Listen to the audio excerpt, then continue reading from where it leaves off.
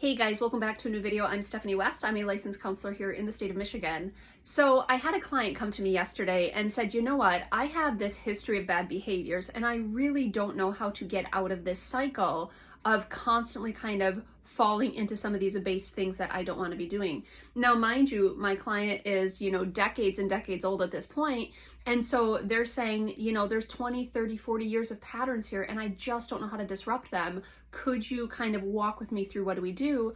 And I said to him, I said two words: environmental management. And he's like, what are you talking about? And I said, here's the thing, you're not trustworthy.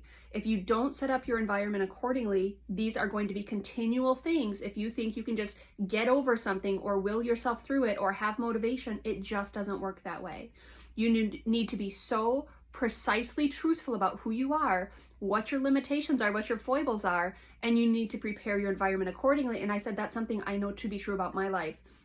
If I walked into my house and there was a cake sitting there, I'm going to eat the cake. Now, maybe not every day. So it is possible that there's, days I come home and I'm resolved and I'm like, I'm good and things are fine and I don't need the cake.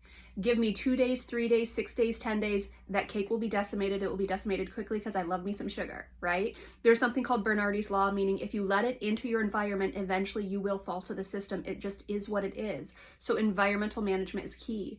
I was walking with another client and she said, right now in their living situation, there's a futon in the living room. And so the couch can fold out into a bed. And she said, we made the maybe more impulsive decision of, hey, let's just make up the bed. It's down here. We could watch TV. It'll be convenient. Well, she and her significant other have found themselves coming home after work and saying, oh, hey, there's a bed in the middle of the living room. Let's just go take a nap. What harm could it cause? And then it happens on a Monday and then a Tuesday and then a Wednesday and then a Thursday. And she's like, I don't know how I became that person who naps after work. That's never who I've been. That's not my intent. Yeah, but you have a bed in the middle of your living room. So when you walk inside and you're feeling even an iota of, sleepy, there's this bed just there for you and you're not trustworthy when there's a bed in the middle of your living room. We got to get rid of the bed. And so as I'm walking with this client and he's talking through certain behaviors that he might want to give up, I said, where are you least trustworthy? He says, well, I had a lot of work to do this week and there was a free subscription to, I think it was Paramount or something. And I decided, hey, there's a 7-day free trial. What harm could it cost? Well, except he's binged several series, not just several episodes, but several series over the last week and gotten significantly less done than what he typically would do. He's really disappointed with himself. And as I said, the question we ask is, am I trustworthy with a 7-day subscription?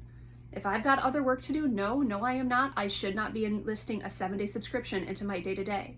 That's what we have to do. We have to be so acutely honest about where we're at in our journeys with health, where we're at with motivations, where we're at with discernment and wisdom. And if you know yourself and you're honest about yourself, then you can adjust your environment accordingly. But if you just kind of think through, well, I have this willpower, I have this motivation, why can't I, change behaviors?